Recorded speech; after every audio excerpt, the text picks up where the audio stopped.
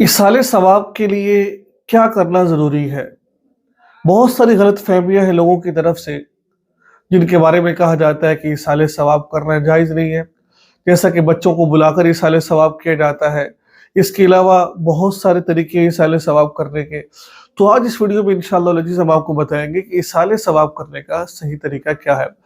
जैसा कि आजकल के दौर में इंजीनियर मोहम्मद अली मिर्ज़ा हो गया, मौलाना इसहाक हो गए, इसके अलावा बहुत सारे ऐसे लोग हैं जो इसाले सवाब पर बहुतान लगाते हैं, तरह-तरह की बातें कर रहे होते हैं।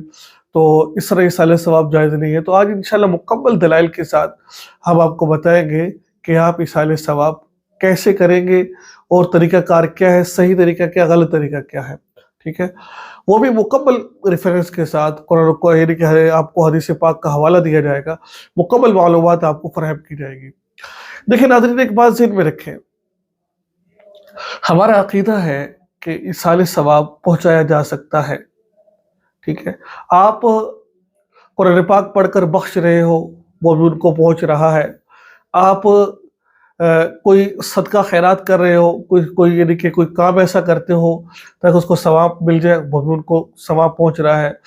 वालिद है, अपनी औलाद की अच्छी तरबियत कर कर गया है, किसी बच्चे को पढ़ा कर गया है, वो भी उसको सवाब मिल रहा है। जैसा कि हम बच्चों को पढ़ाते हैं, अगर हमारी नीयत दुरुस्त है, साफ़ है, हमने ये काम किया है, तो उसको सवाब मिल रहा है। कोई किताब लिखी है, उसका सवाब उनको मिल रहा है। ये तमाम चीज़ें इसाले सवाब बरहक है। अब इस पर मैं आपको दलील देता हूँ। मैं 3 हदीसें आपके सामने बयान करूँगा। वो 3 हदीसें क्या-क्या है? हदीस पहली हदीस में आता है, हज़रत साद बिन उबादा रज़ियल्लाहु अन्हु से रिवायत है। वो फरमाते हैं रसूलुल्लाह सल्लल्लाहु अलैहि वसल्लम की खिदमत में हाज़िर हुए, यानी कि हज़रत साद बिन उबादा रसूलुल्लाह सल्लल्लाहु अलैहि वसल्लम की खिदमत में हाज़िर हुए, अर्ज़ किया कि मेरी वालिदा का इंतकाल हो गया है, इनके लिए सदका अफ़ज़ल कौन-सा है? तो आप सल्लल्लाहु अलैहि वसल्लम ने फरमाया, पानी इन्होंने एक कुआँ खुदवाया और फरमाया कि ये साद की वालिदा के लिए है, ठीक है? मिशकातुल मसाबीह जिल्द नंबर 1 सफ़ा नंबर 597। मुकम्मल वीडियो देखिएगा तो आपको फ़ायदा होगा, ठीक है? इस हदीस से मालूम हुआ कि सदका का सवाब मुर्दे को पहुँचता है, ठीक है? नंबर 1। नंबर 2, सही मुस्लिम हदीस नंबर 3 जिल्द नंबर 3 सफ़ा नंबर जिल्द नंबर 3 और हदीस नंबर 1254। हज़रत अबू हुरैरा रज़ियल्लाहु अन्हु रिवायत करते हैं, एक शख्स ने नबी करीम सल्लल्लाहु अलैहि वसल्लम से पूछा, मेरी वालिद का इंतकाल हो गया है और इन्होंने अपने पीछे माल छोड़ा है लेकिन कोई वसीयत नहीं की है। अगर मैं इनकी जानिब से सदका खैरात कर दूँ, क्या इनके गुनाहों के लिए एक माफ़ी का ज़रिया हो जाएगा? तो आप सल्लल्लाहु अलैहि वसल्लम ने फरमाया, हाँ, क्यों नहीं होगा? हो जाएगा। तुम्हारे सदक़ात से इनकी गुनाहों का कफ़ारा हो जाएगा, ठीक है? मालूम हुआ कि इसाले सवाब मय्यत को पहुँचता है। नंबर 3, हज़रत अबू सईद हमारा सुनन नबी दाऊद जिल्द नंबर 3 सफ़ा जिल्द नंबर 3 सफ़ा नंबर 336। हज़रत अबू उसैद बिन मालिक रबिया फरमाते हैं कि हुज़ूर नबी करीम सल्लल्लाहु अलैहि वसल्लम के पास मौजूद थे। इतने में बनु सलमा का एक शख्स आया और उसने नबी करीम सल्लल्लाहु अलैहि वसल्लम से दरियाफ़्त किया, या रसूलल्लाह, मेरे वालिदैन की वफ़ात के बाद भी इनके साथ हुस्न सलूक कोई सूरत बनती है तो जिसको मैं इख्तियार करूँ? तो रसूलुल्लाह सल्लल्लाहु अलैहि वसल्लम फरमाया, हाँ, दुआ और इस्तिग़फ़ार करना है, जो इन्होंने वसीयत की है उनको वसीयत को पूरा करना, और जो इनके मुताल्लिकीन है, जिनका ताल्लुक आपके वालिदैन के साथ, वालिदा के साथ हो, उनके साथ सिला रहमी करना और इनके दोस्तों से इज़्ज़त के साथ पेश आना, ये भी जो इंसान इसाले सवाब ही है। मैं इसके बारे में एक हदीस मेरे ज़हन में आई, मैं आपको बताता हूँ। इब्न उमर रज़ियल्लाहु तआला अन्हु घोड़े पर सवार थे, ग़ालिबन सवारी पर सवार थे, चाहे वो घोड़ा था या कोई भी चीज़ थी। तो एक बद्दू को देखा और बद्दू को देखकर नीचे उतर गए, ठीक है? बद्दू को देखकर नीचे उतर गए सवारी से, और अपने सर पे जो उन्होंने पहना हुआ था, जो अमामा था, वो उसके सर पे रख दिया। साथ उनके जो खादिम थे, जो शख्स उनके साथ मौजूद थे, उन्होंने कहा कि हज़रत, आपने इतना उनका इकराम किया और आप उनके लिए सवारी से नीचे नीचे उतर गए, ये बहुत बड़ी सआदत की बात थी, लेकिन आप उनके लिए उतरे और अपने सर का अमामा उनके सर पर रख दिया। तो फरमाया कि मैंने रसूलुल्लाह सल्लल्लाहु अलैहि वसल्लम से हदीस सुनी है, मफ़हूम है कि जो मरने के बाद अपने वालिदैन के मुताल्लिकीन के साथ, मफ़हूम अर्ज़ करो हदीस का, जो दोस्तों का हुस्न सलूक करता है, वो कल फरमाबरदारों में लिखा जाता है। تو حدیث پاک میں تو آتا ہے کہ وہ اصال ثواب جائز ہے، جیسا کہ آپ صلی اللہ علیہ وسلم نے فرمایا کہ جب انسان فوت ہو جاتا ہے تو ان کے اعمال منقطع ہو جاتے ہیں، ختم ہو جاتا ہے وہ، لیکن جو انہوں نے ایسا کام کیا ہو، کوئی ایسے کوئی کنواں کھود دیا ہو، اس نے کسی بچے کو دینی تعلیم دی ہو، اپنی اولاد کو صحیح تربیت کی ہو، تو وہ چیز اس کے لیے باقی رہتی ہے۔ تو ان تمام چیزوں سے پتہ چلتا ہے کہ اصال ثواب کرنا درست ہے۔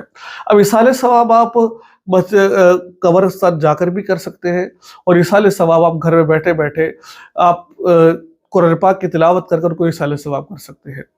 جیسا کہ کوئی بندہ گھر میں بیٹھا ہوا ہے، وہ دعا کرے، 3 دفعہ سورہ اخلاص پڑھ لے۔ جیسا کہ ہمارے بزرگ فرماتے ہیں کہ اگر کوئی شخص صبح فجر کی نماز کے بعد 12 دفعہ سورہ اخلاص پڑھ لے گا اور اپنے والدین کو اصال ثواب کر دے گا، امت کو اصال ثواب کر دے گا، تو اس کو اس کا اصال ثواب ملے گا۔ اور بلکہ ہمارا معمول ہونا چاہیے کہ فجر کی نماز کے بعد زیادہ نہ صحیح تو 12 دفعہ سورہ اخلاص پڑھ لے، 3 دفعہ سورہ اخلاص پڑھے گا، اس کو ایک قرآن پاک کا ثواب ملے گا، 12 دفعہ پڑھے گا تو 4 قرآن پاک کا ثواب تک پہنچ جائے گا۔ اپنے والدین کو، دوست احباب کو، امت مسلمہ کو تمام کو اصال ثواب کر دینا چاہیے، ٹھیک ہے، کوئی حرج کی بات نہیں ہے، ٹھیک ہے۔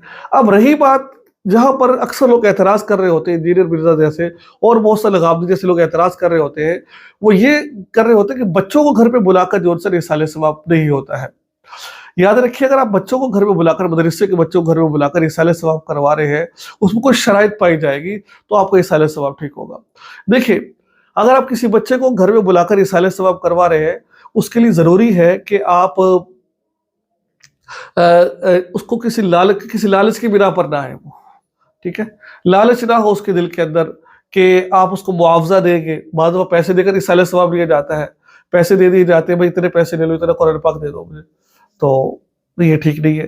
بلکہ بعض دفعہ ایک تو یہ ہو گیا، دوسری یہ ہو گئی کہ آپ دکھلاوے کے لیے کر رہے ہوتے ہیں یہ کام، کہ بھائی لوگ دیکھیں گے بھائی اس نے اپنی والدہ کا اصال ثواب کیا ہے، اس نے فلاں کام، کس نے فلاں کیا ہے، تو یہ بھی درست نہیں ہے۔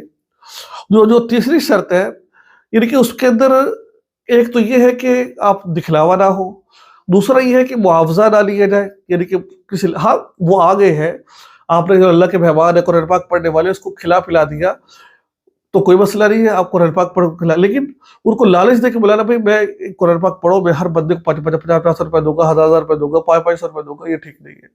نمبر 3 جو شرط پائی جاتی ہے، قرآن پاک ٹھیک طریقے سے پڑھا جائے۔